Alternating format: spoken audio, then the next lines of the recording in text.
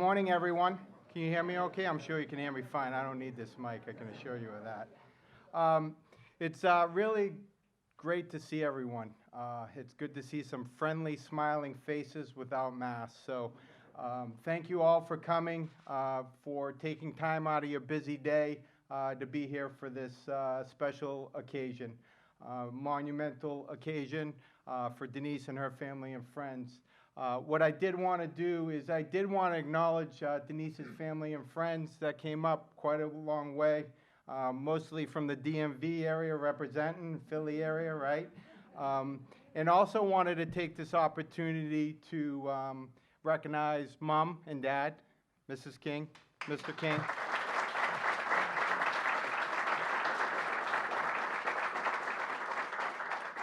Congratulations on raising a wonderful, special human being. Very good. And we'd like to give you this on behalf of the Riverhawk family.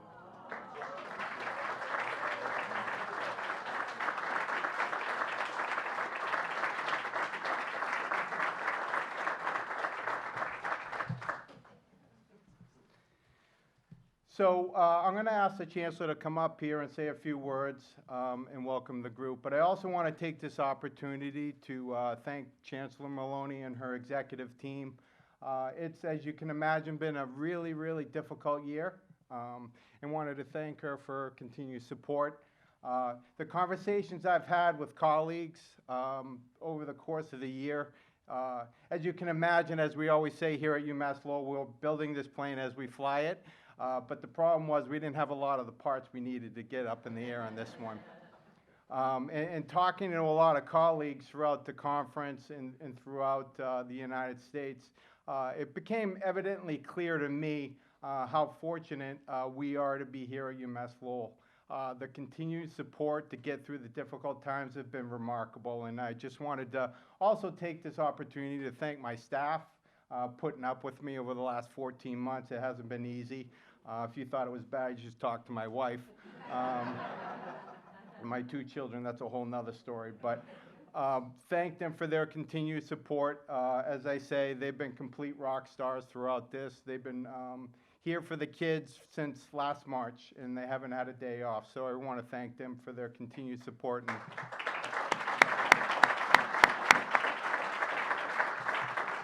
So without further ado, I'm going to invite up Chancellor Jackie Maloney, our fearless leader. Thank you.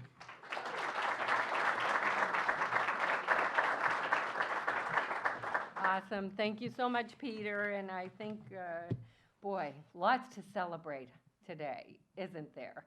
I don't know about the rest of you, but I just feel a little bit like I'm on cloud nine. Just seeing everybody being able to be out among friends again, trust me, we really missed all of you, the supporters, our UMass Lowell Athletics, our sponsors, the alums who are here. Thank you so much for being here and taking the time. And we can't wait to have you back out in those stands cheering the Riverhawks on. It's just going to be a blast. And unlike what happened in Boston this past weekend, we're going to win. And give you something to cheer about, right? Sorry about that. Sorry about that. But, well, no, there was a lot to cheer about. I take it all back. I want to give a big thank you to my colleague here, Peter Casey. You know, I've often said, if I'm ever in a foxhole, I know who I want in there with me. And this guy and his team, I want them in the foxhole. What they went through this past year, along with all of the campus, our executive team, a lot of tough decisions to make. But that wasn't the hard part. We're used to the tough decisions. It was really watching our students go through this kind of up and down. Yes, you're playing. 2 hours later, no, you're not. Oh, you can come back to school. Sorry. Something went sideways on it. This was a tough year for everybody, but I think especially in athletics, they had to manage it, and Pete would call in and say, okay, we're on. No, we're on. Yeah, we're on. And they would find, literally, reach across the country, these coaches, you were stellar. reaching across the country to find opportunities for your players to play. And I'll never forget walking across the bridge with Provost Hartman here, and we ran into a couple of the basketball players who had just come out, and honestly, it was kind of gut-wrenching. And I said to them, because I was getting concerned that we were having these students up, down. Would it be better just to say, never mind, and put the season on? Which a lot of schools did. They just said, this isn't worth it. And the players looked us right in the eye, and what did they say, Provost Hartman? Thank you. I want to play. We want to get out there, and we did. So round of applause for this incredible athletic staff. Coaches, you are amazing. Players, thanks for sticking it. Awesome. You know, and it's right along those lines that, of course, when we heard from Tom that he was leaving UMass Lowell, we went and we did the national search. And it is no surprise that we found the best, the greatest, the most devoted, dedicated leader that we needed here at this university to head up our women's basketball team. And that is our very own Denise King. Congratulations.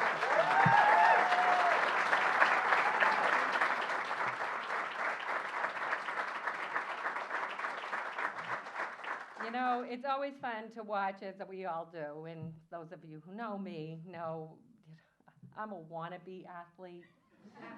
I made JV women's basketball. They felt bad for me because I couldn't make the varsity team, so they let me travel with them. Of course, this was all pre-Title IX, I just want to say. But you know how much I love sports and athletics, and I love watching these players and the dynamic between them and their coaches. I'm looking at Shannon up here, and you see the electricity that goes on between them. And none more than when I watched Denise, as it's sitting on the bench as assistant coach, recruiting these students. For Denise and for all of us here at UMass Lowell, first of all, we're a very competitive group, aren't we?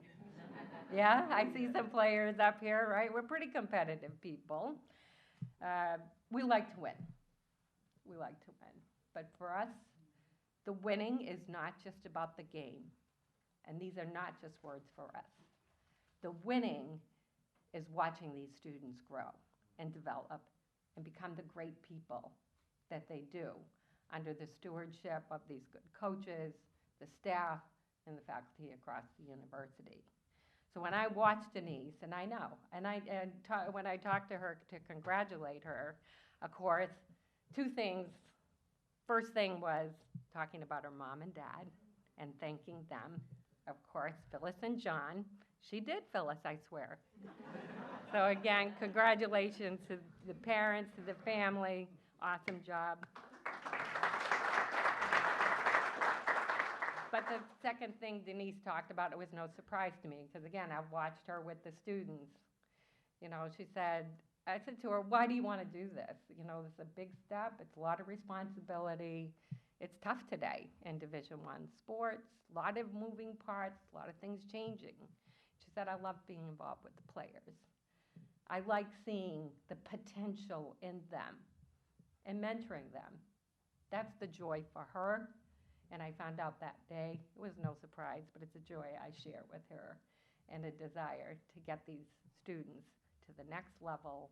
And I know that we picked the best person to do it. I want to thank Peter again for his leadership, organizing that search firm. It was amazing to see the quality of the talent that UMass Lowell attracted because of who we are today.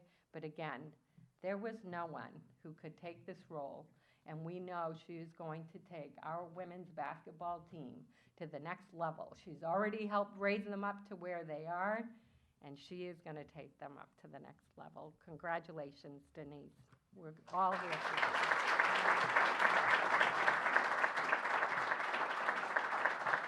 And I'm just going to say one more thing. I already said it to Jada. Look, but she needs our help. No one does this alone. I'm counting on all of you to be there for her. Pete's going to be there. I'm going to be there for her. I need all of you to be there for her. Congratulations, Denise King, head coach of women's basketball.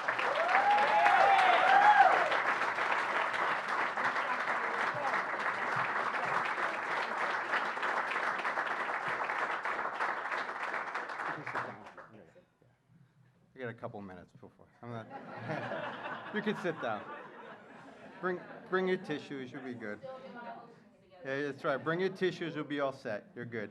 You're good. As the Chancellor made reference, as you can imagine, the pandemic was challenging enough, but yet run a national search for a major head coaching vacancy at a really promising program is really challenging at best. But, you know, it requires a significant amount of time, effort, patience, commitment, and most importantly, teamwork. And I wanted to take this opportunity to thank the people that were involved in the process throughout the 3-4 weeks that we were doing this search. I wanted to start with the search committee, which was Eric Allen, Brenda Evans, Sandy Roker, who was also the chair of the committee, and Alan Zebruck. They did a lot of the heavy lifting and for this process, and I wanted to thank them for that. Also, I wanted to thank Provost Joe Hartman, who was involved in the process. Anytime you can get upper administration involved in a head coaching search, it speaks volumes to the people who come on campus on how much of a commitment athletics plays within the university. And it's just a small piece of the puzzle, but it's an important one, so I appreciate his time and effort there. The support staff, as I mentioned before, athletic training, sports performance, academic advising. We had the DE&I subcommittee involved. We had 2 head coaches, and Coach Shannon LeBlanc, and Coach Pat Duquette involved. And I can't thank them enough for their time and effort. Last but certainly not least, the women's basketball players. We got a bomb dropped on us about a month and a half ago. No one saw it coming. It was certainly a great opportunity for Tom and his family, but it presented another opportunity for everyone else.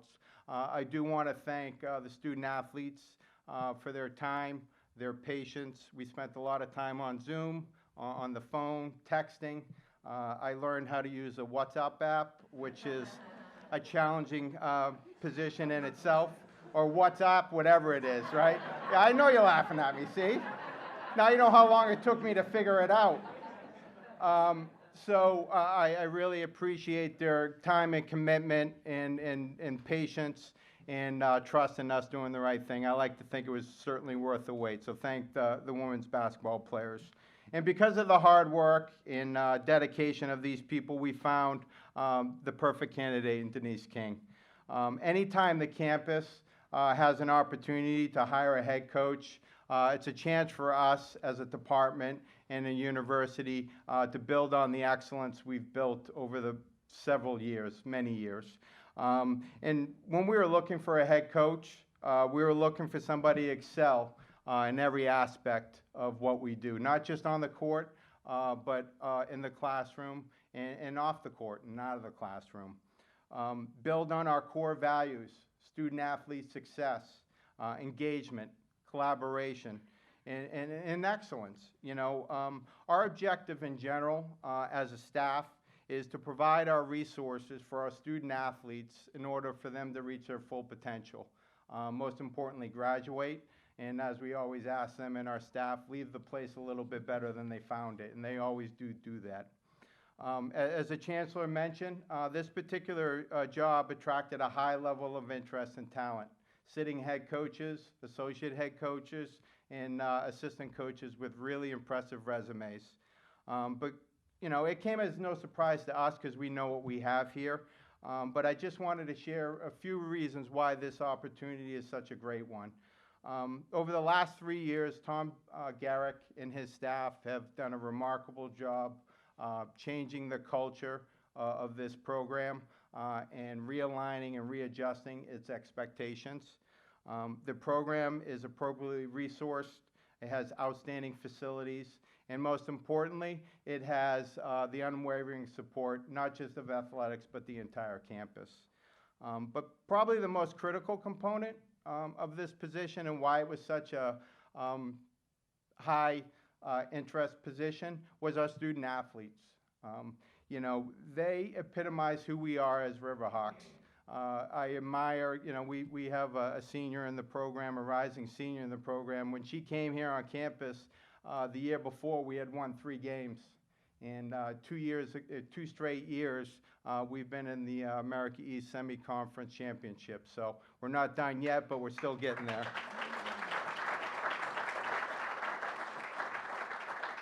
So these women have been remarkable in the pandemic, but also during a search and a lot of time of uncertainty. You've certainly done it as a trailblazer, and as we say, with a lot of Mill City grit, just like your head coach, so I appreciate that. But after a national search, it didn't take real long to realize that we didn't have to look real far for the ideal candidate in Denise King. She has demonstrated that she's a team player. She's actively engaged in everything that she does, with the focus being on student success on and off the court. I've been extremely impressed with her character, her commitment to social and racial justices, and most critically important to our campus and our athletic core values. And she's been instrumental, obviously, in building this program over the last 3 years as a recruiting coordinator and the lead assistant on this staff. And I know Tom relied on her to do a lot of different things, which was really difficult, especially during the pandemic. But most importantly, she's served as an exemplary role model for our student athletes. And I really look forward to working with you to continue to build a championship program. And the future is clearly bright with you as our leader. So without further ado, it's my pleasure and my honor to introduce Denise King as UMass Lowell's 9th head basketball coach.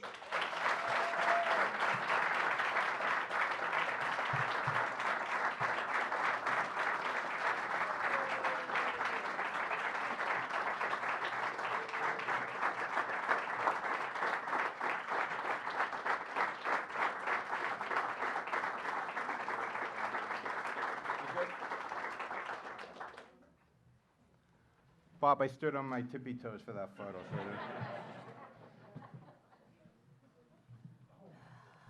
Whew. Can everybody hear me? I'm going to try and be as non-emotional as I can, so if I bounce around a little bit, please forgive me. Good morning, everyone. What an exciting couple of weeks it has been. But before I begin, I just wanted to take the time to thank God for guiding me and taking me on this amazing journey, and for all the blessings he has bestowed upon me thus far. To Chancellor Maloney, Athletic Director Peter Casey, and the search committee, I just wanted to say thank you for trusting and believing in me to continue to lead this program. Your leadership has been outstanding throughout my last 3 years here and during this pandemic. Thank you. I would not be where I am today if I was not able to work and learn from some dedicated coaches over the years. Tommy Garrick, thank you. It is. I made it longer this time. Whew. Horizon, right? Thank you for believing in me. Stop that. And giving me my start in college coaching. We have come a long way since our roadie days, but I'm so proud of what we built here. We are forever family.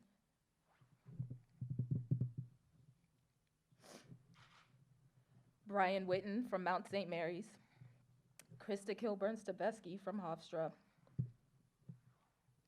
Thank you for allowing me to have a voice on the court. The lessons I've learned from you are invaluable. Ooh.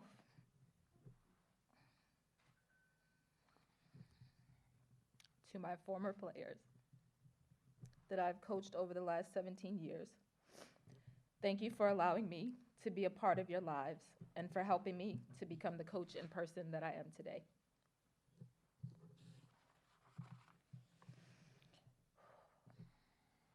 Sorry. Doing great. Let's give her a break.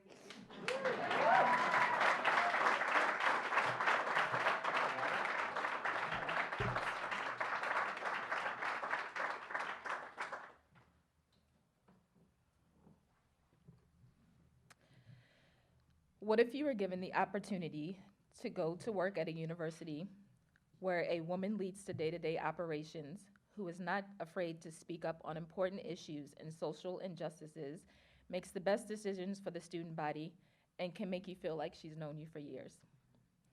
Or if you were able to work in an athletic department where you can talk X's and O's and also take the time to find out about your family and their family and offers unconditional support and help. Where an athletic director is committed to his coaches and student athletes, supporting them on the court or field and making sure their voices are heard. How would that make you feel? Would you be excited to come to work every day? Well, fortunately for me, this is the environment I get to work in every day, and I could not have asked for a better university and athletic department to develop and prepare student athletes for the real world. UMass Lowell is a special place. Blue collar, committed to diversity, equity, and inclusion, and transformational learning. UMass Lowell is committed to excellence on the playing field, developing student athletes, and in the classroom. These are all things that are extremely important to me as a coach and as a person. To our current women's basketball team and rookies that will be joining us this summer, hey girl. Thank you for having my back throughout this process and being advocates for social change. I promise you that we will continue to be the change, and I will always have your back. We are going to continue to work hard, play as one, and get people within the community and outside of our bubble excited about women's basketball. Our goal is to continue to make ourselves proud, our families proud, and the university proud as well. Who would I be without my support system?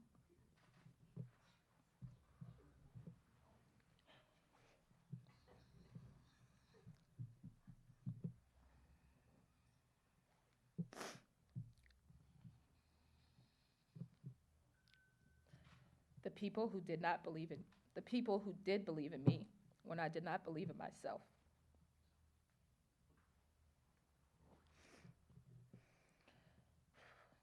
To my family, the King Randalls, thank you for always showing up. My Seton Keo family, I love you guys. Jada, who is more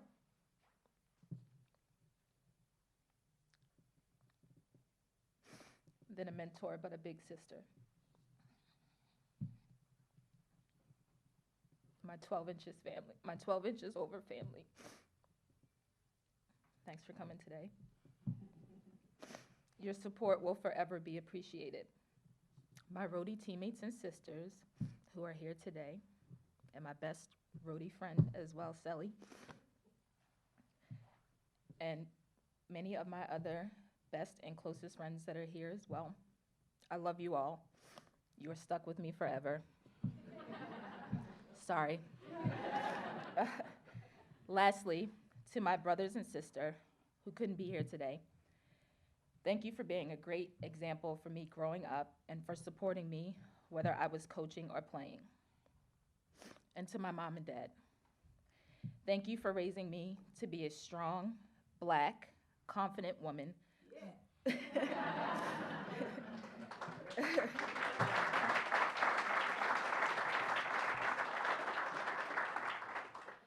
Who is not afraid to speak up and stand for what's right. You have showed me how to be selfless and not selfish, keeping me strong in faith, a servant leader, and grounded. I am because of you. Love you. Thank you for your time. Sorry to get emotional, but it's a great time to be a Riverhawk, so go Riverhawks.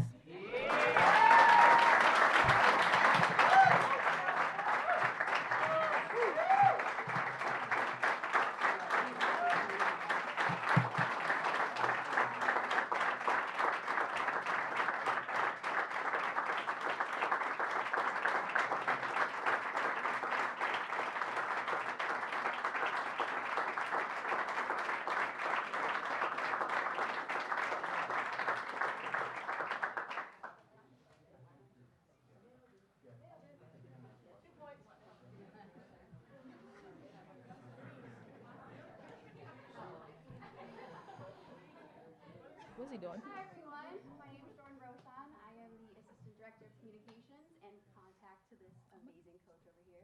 So now we're just going to open this up to a little Q&A part. We'd like to start with Matt Langone from the Lowell Sun. Would you like to answer questions? Hey Denise, how are you? I'm good, how are you? Congrats on the job. Thank you. Just curious, going forward here with COVID, I know recruiting has been a nightmare for college coaches.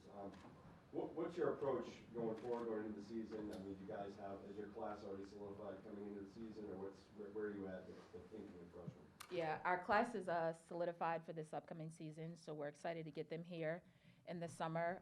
Recruiting for us, I mean, honestly, really hasn't changed. We found our niche. We work hard, we get after it, we grind. And we're not afraid to do things differently than other programs and other universities around the country. So although COVID has been a bit challenging for some, for us, we've just continued to be true to ourselves and true to who we are. So if that's getting on the phone, building genuine relationships with coaches or parents or players, we've done that. High school coaches, AAU coaches, if we've had an opportunity to stream things online, we've done that as well.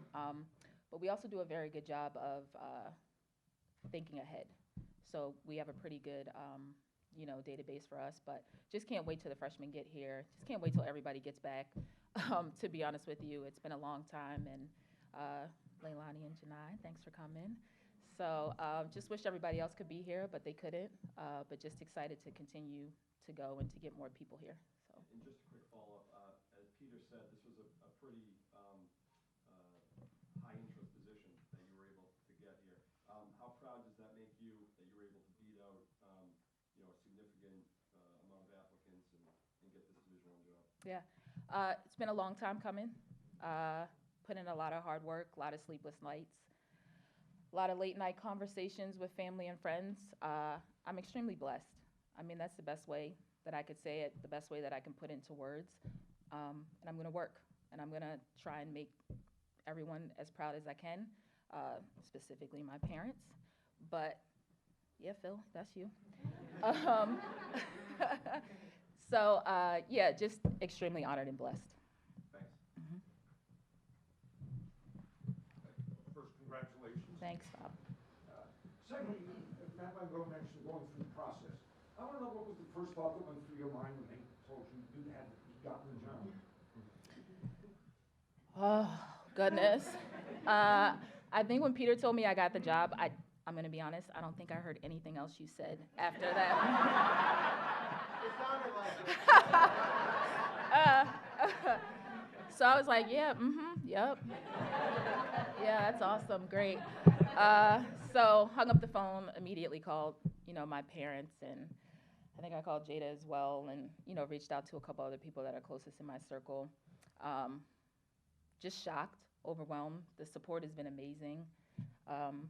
The love that I've felt from people that are closest to me within this community and outside of this community has been amazing. So I'm excited, but yeah, you got the job, and I was like, woo. So I had to call him back the next day and be like, so what did you say? So yeah. But. Kind of curious. You played for a variety of coaches. You've coached with a variety of coaches.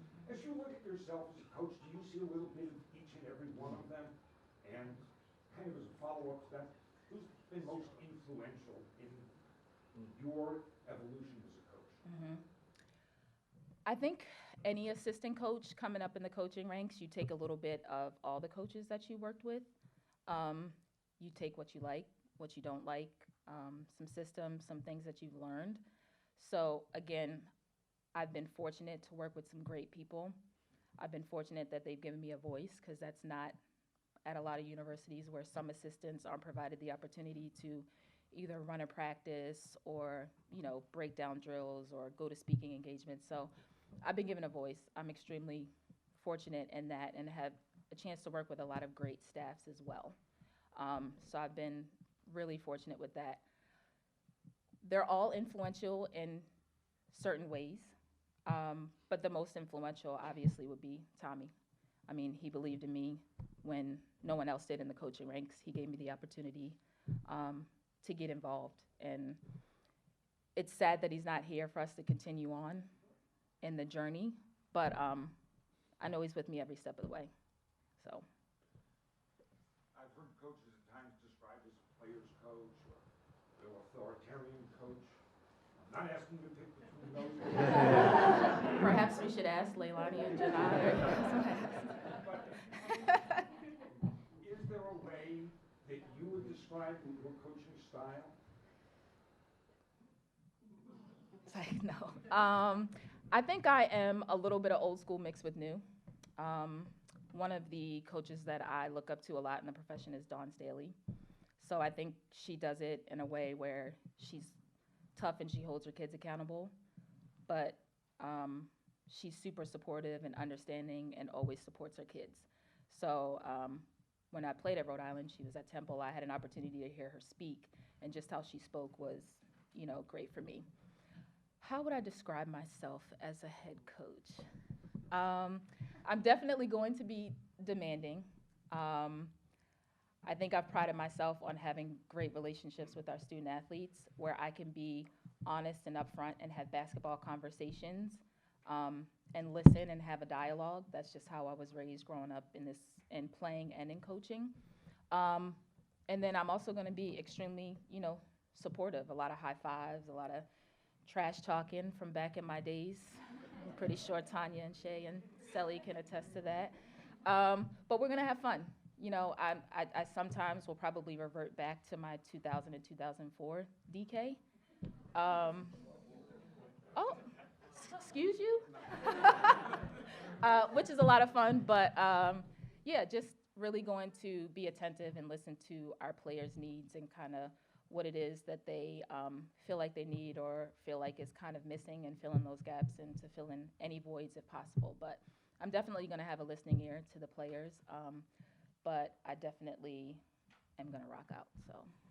You mentioned, while playing at Rhode Island, hearing from another coach and so on. When does a player begin thinking about coaching as a career? Honestly, I was a point guard, so I think part of being a point guard, you always think about coaching. It's your responsibility to run your team. They're the first person that they see offensively and the first person that they see defensively, so you set the tone. So I think for me, I've been given a lot of responsibility at a very young age, thanks to Jim Stromberg, just kind of in a lot of leadership roles and leadership positions. So for me, I always feel like that's the role that I've been in. I've worked a lot of basketball camps. I've talked and worked with a lot of different players, different coaches. So I think for me, honestly, probably I'd say if I had to put an age on it, like 12. But I've always thought about what's next play, sleepless nights of what scheme can we try and do. Like I've always thought as a head coach, as an assistant, because one day I knew that I wanted to be a head coach. So in order for me to be prepared and be ready, I had to start thinking earlier about what I would want and how I would be as a head coach.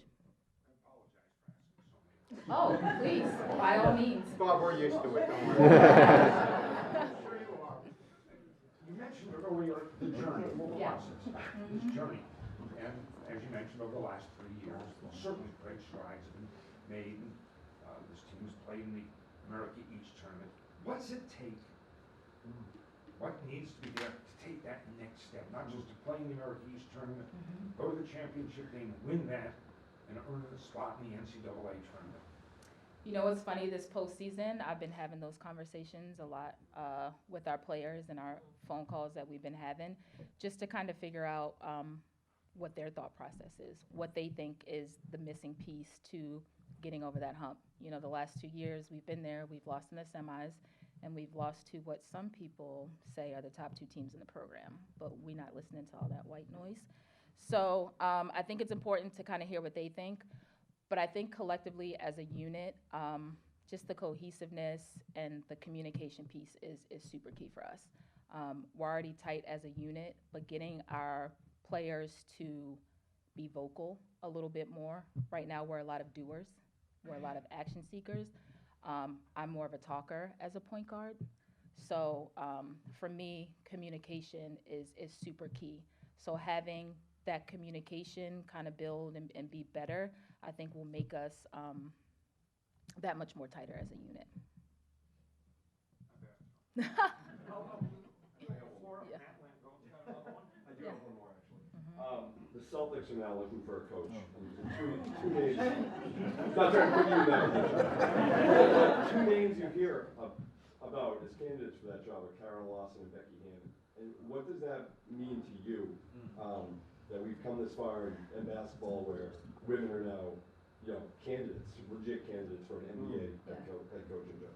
I think we've come a long way for sure. Women have always been the driving force behind the scenes. Sorry, men, but we run the world. So just thought I'd let you guys know that, in case you didn't know. But it's an amazing accomplishment. Basketball is basketball. If you can develop players, if you can get players to relate to you, if you can get players to buy in to what it is that you're preaching and you're talking about, they'll do anything for you. They'll run through a wall. So for me, it's an amazing accomplishment for both of those women to be, involved, but basketball is basketball to me. So I feel like this could have been done years ago. But for the fact that we're here now, it's great. It's a great accomplishment. And the other thing I wanted to ask too is, have you talked to Tom much since he's gone to, I know you've told me before he's like family too, but you guys, are you communicating pretty frequently? Yeah. When he decided to leave and the position opened up, did he talk to you instantaneously about, putting your name in the hat and trying to get that job and getting involved in it? Yeah, we've definitely had talks. When I first got here, he kind of asked me what my goals were, as a coach. And I said to be a head coach. And he said, well, we're going to get you to be a head coach. So little did I know he was going to leave and this was going to be it. But I am so excited about the opportunity that's here. But, yeah, we talk, daily at this point in time. And, of course, I'm pretty sure once things start picking up, it'll die down a little bit. But every time I've called, every time I've texted, he's picked up or returned my calls. And I even get a little nice surprise from Mason every once in a while, which is the real reason why I call. So, but, yeah. Hi, Denise, congratulations. Thank you. My name's Bob Bam. I'm with a group of alumni that follow you, your team, and the men's team exclusively all year and for years gone by. And when you talk about old school, we are really old school. We go back to the Lowell State, Lowell Tech days, but that's another whole situation. Could you be specific, or maybe you can't, on some of the recruits that you have already signed and are coming in? Is that something that you can talk to us about? Probably not. Robbie's not here. Where's Let me- Robbie? Let me talk to my support system. Support system, 1 wink yes, 2 winks no? Yeah. So the 3 young ladies that we're bringing in are super athletic, really excited about coming into the program. One is coming from the state of Rhode Island, just named Gatorade Player of the Year, so we're really excited about her coming in from the state of Rhode Island. Athletic, long, runs the floor, is a winner. Just decided to pick up playing volleyball, and she won in that as well. So winner, winner, chicken dinner. But she's coming in. We have another young lady from Minnesota who is super athletic as well, long, comes from a great line of family athletes, and just is like a combo kid. She can play some 1, she could play some 2, but quick, really, really fast, likes to get up and down the floor. Transition guard, but can also create for herself off the bounce, off the wing. And then we have another young lady coming from Pittsburgh. Pittsburgh has been really good for us, Shemaja Price. So we're going to keep drilling in that drilling in that line until it runs dry. But another super athletic, kind of a point forward, can really honestly be played anywhere. So can handle the ball, push and transition, play on the wing, can post up, does a lot of work around the key. So with the experience that we have from our now rising junior class, in addition to that freshman class, our sophomores now, getting more experience and looking to do some really great things, and our senior class coming back, it's an exciting time for everybody to kind of be around and to get that energy going and energy flowing. So I just want them here. I want to see them run. No, but summer workouts will be really great, and just excited to get everybody back and get going and get this train moving. Denise, how is your game style be different from Tom's? And I would play in Yukon and Benadryl. Well, I'm definitely going to look better than Tommy on the sideline.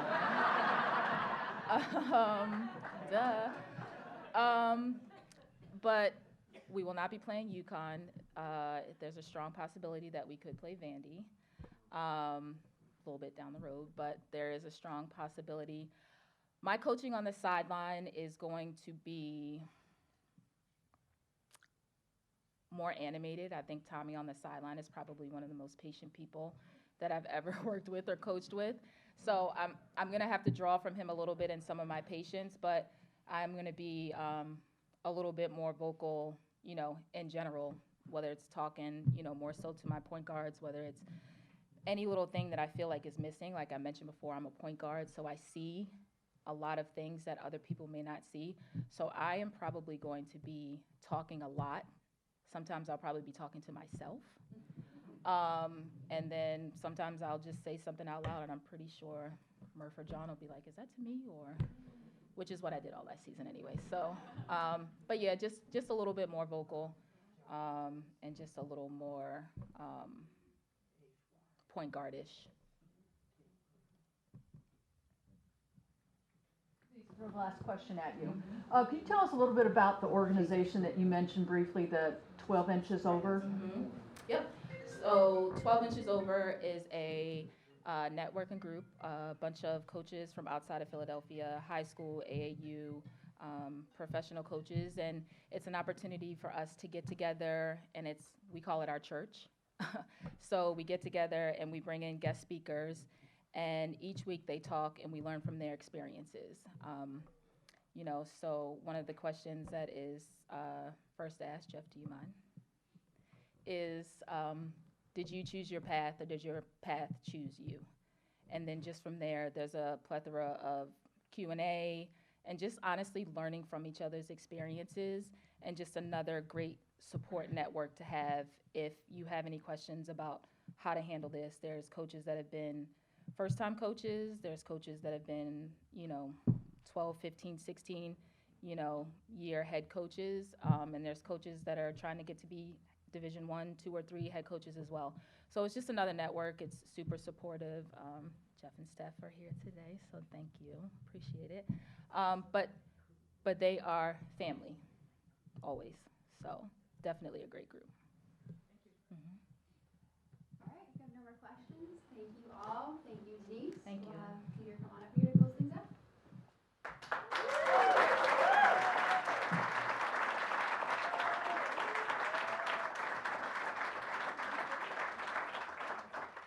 I have to tell a funny story about the WhatsApp, all right? So, I know you think I'm an idiot, so I want to explain.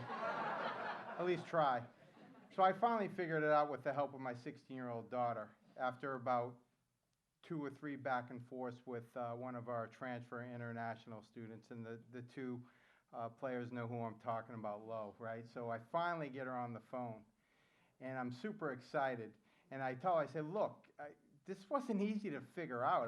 You know, a 50-year-old man trying to figure out this stuff is really hard this day and age, right? She said with a straight face, what do you want, a medal?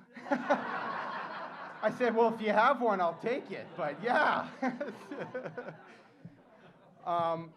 With that being said, I just want to thank everyone for coming. A super special day for Denise and the program.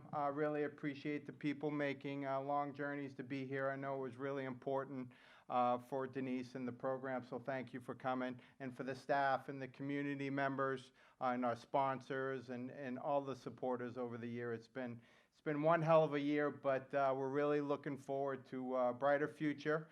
With that being said, we're going to ask if you have time, down here, just follow the balloons to the Student Athlete Lounge, AKA Riverhawk Central. We got some light beverages and just a chance to socialize in a little bigger atmosphere. But thank you all for coming, and see you at a basketball game.